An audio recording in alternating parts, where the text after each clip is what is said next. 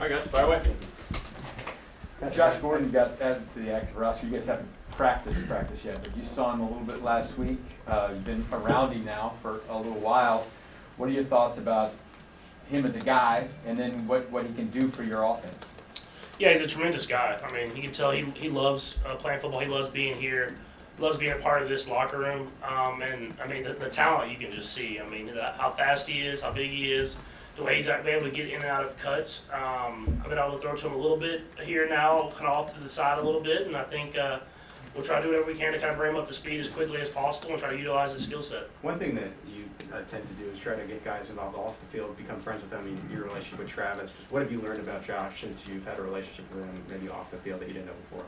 Yeah, I mean, I think he has those Texas ties. So I mean, we've talked about no offense to Dieter, but because he's a Yankees fan with the Astros, we talked about kind of stuff like that, him going to Baylor and things like that, and just seeing how humble of a guy he is. I mean, he truly is someone that wants to be here, wants to be a part of this locker room, and I'm sure we'll keep building that relationship as the season goes on.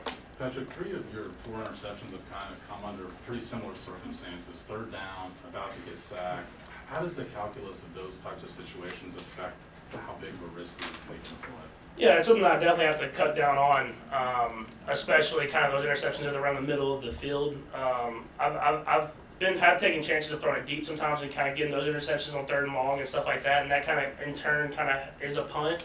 But whenever you're throwing interceptions around the middle of the field, that usually puts the defense in bad situations. So that's something I definitely need to work on as the season goes on. I know those are 3 examples, but otherwise, do you feel like over the years you've learned to be maybe more careful, for lack of a better word? Yeah, for sure. And I mean, it's something that I have to continue to work on as my career goes on. I have that aggressive nature. I want to try to make everything happen, get a first down every single time. But at the end of the day, sometimes you have to punt, and I think that's something that I'll continue to work on. We'll have to play the field position battle sometimes and let the defense get some stops, and then we're able to score the next drive. Talk about the production you're getting from Joey Fortson. He went from making the team this year to now giving you some quality snaps. What are you seeing from him? Yeah, I mean, well, we saw it the last few years, kind of when he was on the practice squad. He was going against our defense. He was able to make those tough contested catches. And get vertical and play hard. And so as we kind of got him into the right role in this offense, I think you're seeing that. I mean, the one that I kind of underhand shoveled to him, it was way out in front of him. He was able to catch it, secure it, use his body, and get in the end zone. And so as kind of everybody on this team, we're going to find the best place to put you in our offense and try to utilize your skill set to be the best you can be for the Kansas City Chiefs. Patrick, what do you think it is about him that he's maybe more valuable as a tight end than as a wideout? Yeah, I mean, he's really big. So, I mean, he's obviously super athletic. He's big, he's fast. And I think as these years have kind of gone on and he's been on the practice squad, he's learned how to really block. And I think that was something that is huge when you play a tight end position is obviously you can be the mismatch in the passing game, but being able to come in and block and do those different type of things as well makes it a mismatch altogether as a person on offense. Patrick, it seems like the team. Go ahead. Patrick, you're about a quarter of a way through. How do you feel like you're sinking in and working well with your offensive line? Yeah, I think we're getting better and better each and every week. We'll continue to get better and better as the season goes on. But I think that they're taking steps in the right direction. They're not making the same mistake. Then I'm finding those right pockets to kind of step up into. I think they had a great week this last week, but we're playing a really good defense this week coming up. So we got to make sure that we continue to get better and better because it'll be a great challenge for us. Patrick, it seems like teams typically are playing you a little bit deeper coverages this year and making you guys play more methodical. How do you feel like you're responding to that, and how important is Clyde in that sense? Yeah, I think we learned a little bit about it at the end of last year. We were able to being able to have to throw the ball short, drive the length of the field, trust these guys are going to, like Tyree, are going to make plays and get down the field once they catch the ball. And I think having the offensive line come in, how well they can run block, and Clyde running the football, I think that's just going to continue to be another step in the right direction for us to be the best offense that we can possibly be. That one play where Tyree got to the one kind of seemed like type of a cheat code type of thing. Is that how unique is that ability to have a receiver that can do something like that?